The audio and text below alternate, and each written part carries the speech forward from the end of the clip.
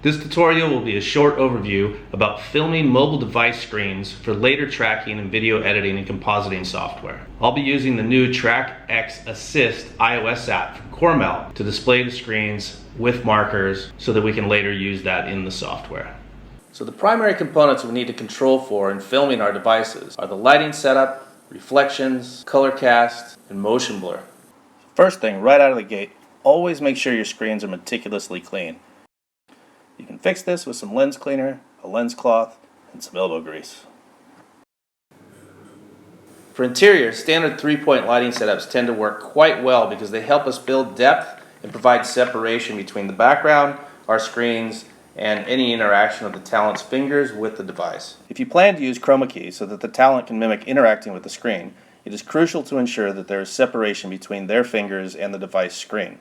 It can be helpful to experiment with moving lights and/or the phone screen around a bit. The combination of key light, fill, and backlight add depth and definition to our scene. You can also add in some small accent lights just to highlight an edge or add some color to the composition. We should also pay careful attention to reflections.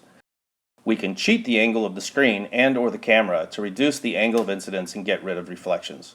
Use a dark card or fabric to block the reflected light source or bright areas. As a last resort, if reflections are just too strong, for example in a very bright white room or under direct sunlight, you can use tape or a piece of colored paper cut to the proper shape to block the screen. Daylight shooting of device screens presents a number of challenges.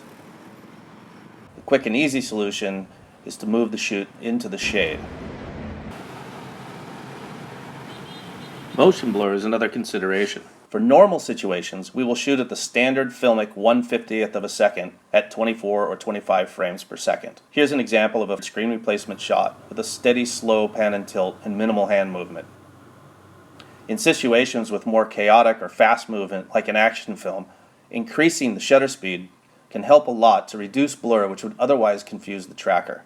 We can see how increasing the shutter speed sharpens the footage and allows for a better track, after which we can then add fake motion blur.